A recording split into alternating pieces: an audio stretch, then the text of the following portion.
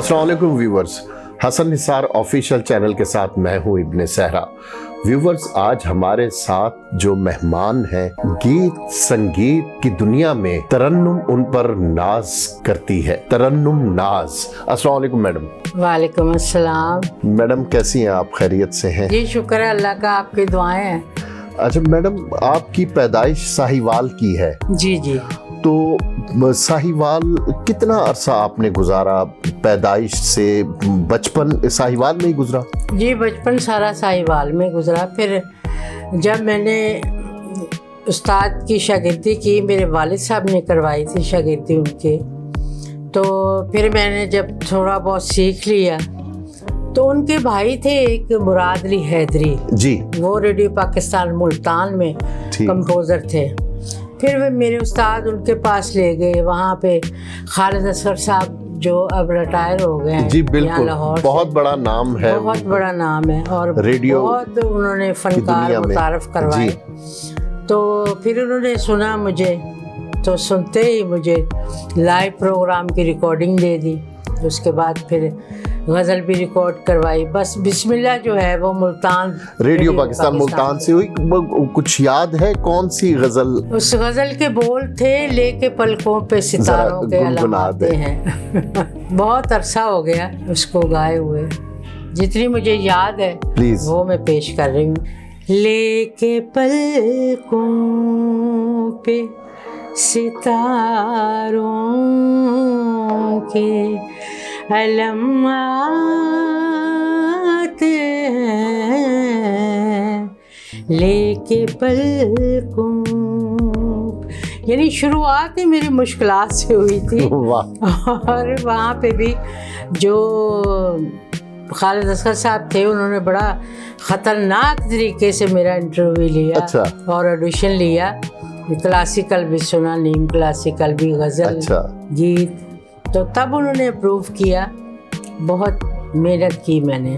उसके बाद फिर मैं कराची सिटी में चली गई। अच्छा, मुल्तान से लाहौर आने की बजाय आप कराची? जी, कराची चली गई। कराची से फिर मैंने वहाँ पे रेडियो पे, टीवी पे और फिल्म के लिए, क्योंकि उस वक्त जैसे आजकल सारी इंडस्ट्री कराची, ड्रामे की इंडस्ट्री कराची चली गई है, फिल्म की इंडस्ट्री।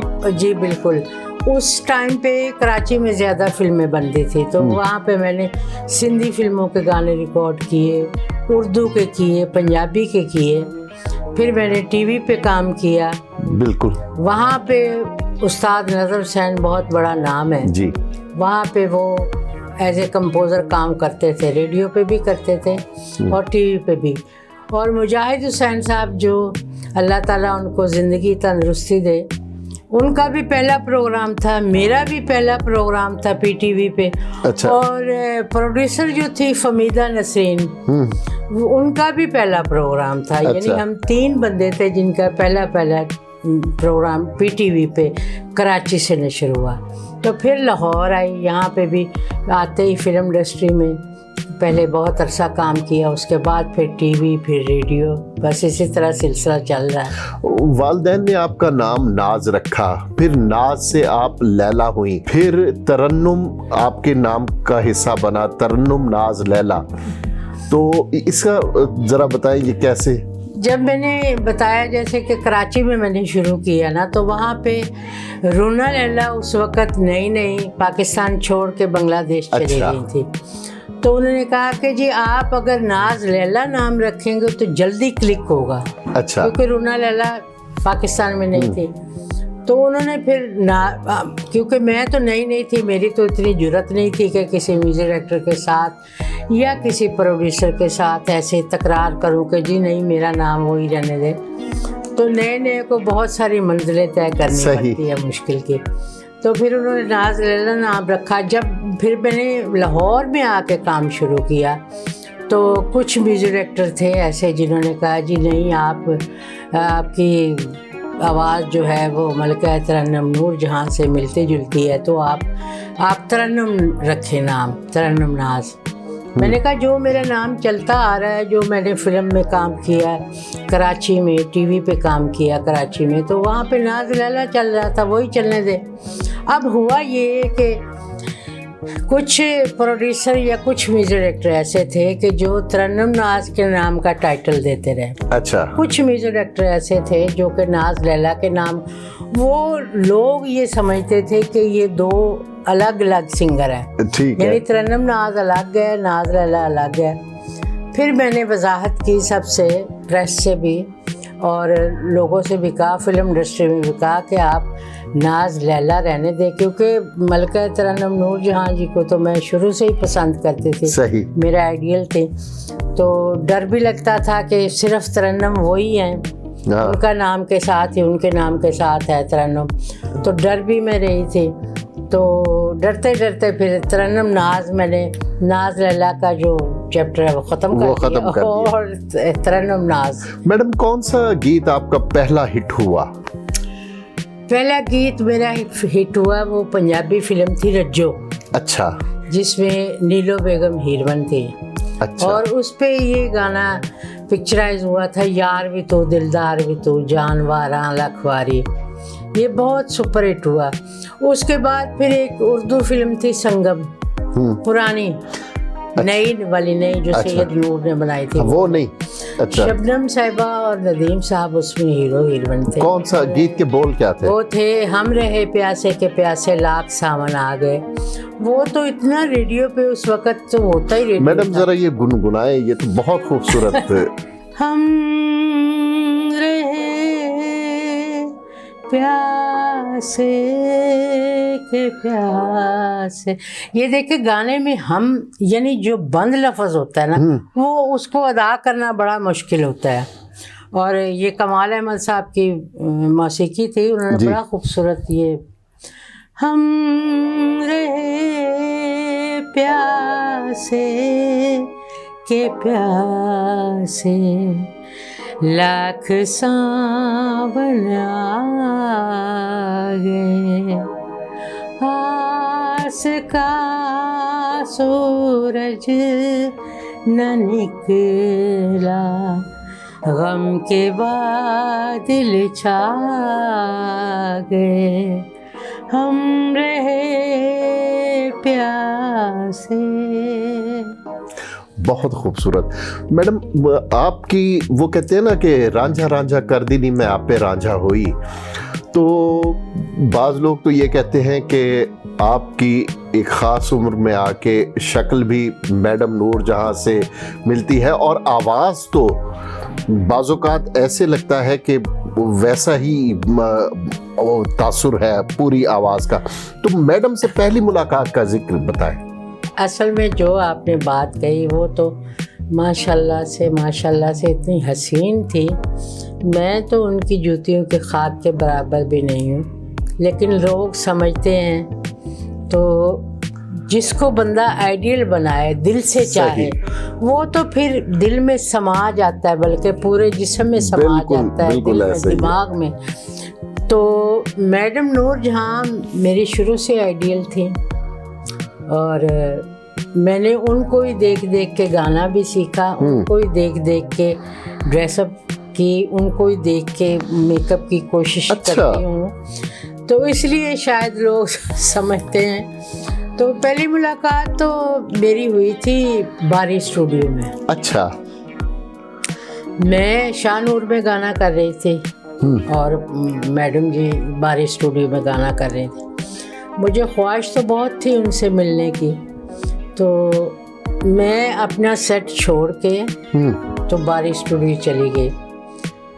तो मैंने म्यूजिक डायरेक्टर जो कर रहे थे काम, उनसे मैंने कहा कि आप मिलवा दें मुझे अंदर, मेरी बड़ी चाहत है, मेरा बड़ा जी चाहता है कि उनसे मिलूं मैं। तो वो ले गए अंदर। तो मैंने उनको बताया नहीं कि मैं भी सिंगर हूँ। मैंने कहा जी मैं तो आपकी एक फ़ैन हूँ, आपसे मिलने के, आपके दीदार को मैं आई हूँ। तो बड़े प्यार से वो मिली। अच्छा। मैंने ये नहीं बताया कि साथ वाले स्टूडियो में मैं भी रिकॉर्डिंग कर रही हूँ, मेरा भी गाना हो रहा है। तो वो बड़े, पहली मुलाकात में बहुत प्यार से मिली, बल्कि मैंने जब घुटनों को हाथ लगाया तो मुझे गले लगा लिया। मैंने फिर यहाँ गले का बोसा लिया उनके। तो मैं हाथ जोड़ के खड़ी होगी, मैंने कहा मैडम जी मैं बहुत आपको चाहती हूँ, बहुत प्यार करती हूँ, आपके तो हज़ारों लाखों करोड़ों फ़ैन हैं, लेकिन मेरे जैसा फ़ैन कोई नहीं होगा। तो वैसा ही हुआ। फिर जब उनकी मैंने शागिर्दी की तो वाकई उन्होंने माना, कहते कि हाँ तुम बहुत मुझसे अकीदत रखती हो और प्यार करती हो और मुझे चाहती हो। तो उन्हें आपने कैसे बताया कि मैं खुद सिंगर हूँ, और ये बताया आपने कि मैं साथ वाले स्टूडियो में? नहीं, ये मैंने नहीं बताया। अच्छा, ये तो बहुत बाद में हाँ, लोगों ने कहा कि ये तरन्नुम नाज है। तरन्नुम नाज, क्योंकि फिल्म इंडस्ट्री में उस वक्त जो भी नया सिंगर इन होता था तो आपको पता है कि सारा शोर मच जाता था। उस वक्त फिल्में बहुत बनती थी, तो फिर उन्हें पता चला कि तरन्नुम नाज, लेकिन ये नहीं पता था कि जो मुझसे मुलाकात करके गई वही तरन्नुम नाज थी। फिर आपने कभी बताया उन्हें कि मैं पहली दफ़ा जब आपसे मिली थी तो मुझे जुर्रत नहीं हुई? मैंने कभी जिक्र नहीं किया इसका, बल्कि मैं जब भी शागिर्दी से पहले भी चाहे जितनी बड़ी महफिल होती थी, जहाँ पे भी जाते थे, मैं मैडम जी के कदमों में बैठती थी। अच्छा। मैं उनके बराबर कभी नहीं बैठी थी। और जब के शागिर्द होगी तो फिर तो सवाल ही पैदा नहीं होता था। वो मुझे कहती थी कि आप ऊपर बैठ जाओ, इधर कोई घर में अगर है तो कहते थे सोफे पे बैठ जाओ। मैंने कहा नहीं मैडम जी, मैं को किसी को दिखाने के लिए थोड़ा अदब करती हूँ, मैं तो दिल से अदब करती हूँ आपका, और आपके बराबर बैठना मैं मुनासिब नहीं समझती। जब उन्हें ये पता चला कि ये भी गुलकारा हैं और तरन्नुम नाज हैं, ये भी फिल्मों में गाती हैं, टीवी पर, रेडियो पर, तो उनका क्या रिएक्शन था मैडम का, मैडम नूरजहां का? नहीं, मुझे जब भी वो मिली ना, हकीकत बात है, खुदा को जान देनी है, मुझे जब भी मिली है वो बहुत प्यार से मिली हैं और बहुत शाबाश देती थी। और शागिर्दी के बाद तो वो बिल्कुल ही मुझे कहती थी मेरे सामने बैठ के सुनाओ मुझे गाना। अच्छा। हाँ, और ख़ुद भी हारमोनियम, वो बाबा जी जो गुलाम मोहम्मद साहब उनके साथ थे, तो उनको कहती थी कि हाँ बाबा जी ज़रा बाजा खोलें, तो फिर खुद भी गुनगुनाती थी, मुझे भी कहती थी कि आप गाओ। एक दफ़ा तो ऐसा हुआ कि इनके घर पे खासा मेहदी हसन साहब का खाना था। अच्छा। वो कराची से आए थे अपनी बेगम के साथ, तो मैडम जी ने उनका खाना किया, गर्मियाँ थी, तो मुझे भी फ़ोन किया कि आप भी आ जाओ, मैंने मेहदी हसन का खाना किया है तो आप भी आ जाओ। मैं भी चली गई। तो वहाँ पे अब ऐसा था कि वो टेबल पे बैठे हैं, मेरे पास उस वक़्त कैमरा नहीं था कोई ऐसा, तो सुनहरे लम्हात थे कि मैं खाना सर्व कर रही हूँ, मेहदी हसन बैठे हैं, मैडम नूरजहां बैठी हैं और उनकी वाइफ मेहदी साहब की बैठी हैं, और मैं उनको खाना सर्व कर रही। मैडम के बेटे थे अकबर, अल्लाह उनको गरीक रहमत करे, मैडम जी को करवट जन्नत नसीब करे। तो वो मैं उनको खाना सर्व कर रही हूँ, बाद में आम काट के दे रही हूँ, खिला रही हूँ सबको। तो फिर जब सारे इधर बैठ गए आके खाना वाना खा के, तो मैडम कहती कि हाँ अभी सुनाओ कुछ। अच्छा। म्यूजिशियन भी उन्होंने बुलाए हुए थे, काफो बरादरान सारे। मुझे तो इस चीज़ का इल्म ही नहीं था, तो मैंने हाथ जोड़ दिए, मैंने कहा मैडम जी ये देखे दो हस्तियाँ ऐसी बैठी हैं मेरे सामने, मेहदी हसन और नूरजहां, जो कि गाने के पिलर हैं, तो मैं आपको क्या सुनाऊंगी, आपके सामने क्या गाऊंगी? नहीं तुम मेरी शागिर्द हो ना, तो आपको गाना पड़ेगा। तो वो ऐसा लम्हा था कि मेरे ख्याल से किसी को नसीब नहीं हुआ और ना ही होगा। अब तो वो उस दुनिया में ना मेहदी हसन साहब हैं, ना मैडम नूरजहां। उस वक़्त भी जिनसे वो प्यार करती थी, बस प्यार ही करती थी उनसे, उनको उन्होंने कभी डांटा नहीं, कभी कुछ नहीं, क्योंकि मेरे साथ तो ये हुआ है ना। तो फिर मैंने सुनाया उनको गाना। कौन सा गीत सुनाया? नहीं, गज़लें थी, मैडम की गज़लें थी, तरन्नुम प्रोग्राम की, वो मैंने गाई, तो बहुत खुश हुई। मेहदी साहब भी बहुत खुश हुए और बड़ी शाबाश दी उन्होंने। कहते हैं कि असल मेरी शागिर्दी का तुमने हक अदा कर दिया। ये मैडम के अल्फाज हैं। मैडम के अल्फाज। तो आपने कैसे उन्हें कहा कि भाई मैं आपसे गंडा बंधवाना चाहती हूँ, मैं आपकी बाकायदा शागिर्द होना चाहती हूँ? नहीं, उनके पास बातें तो मेरी पहुँचती रहती थी। अच्छा। किसी न किसी जरिए से कि वो ख्वाहिशमंद है। हालांकि उस वक़्त आपको पता है कि सब ख्वाहिशमंद महनाज थी, हील अख्तर थी उस दौर में, बिल्कुल। और फनकारें थे। वो ये चाहते थे कि मैडम नूर जहां जी की शागिर्दी हम हासिल करें। अच्छा।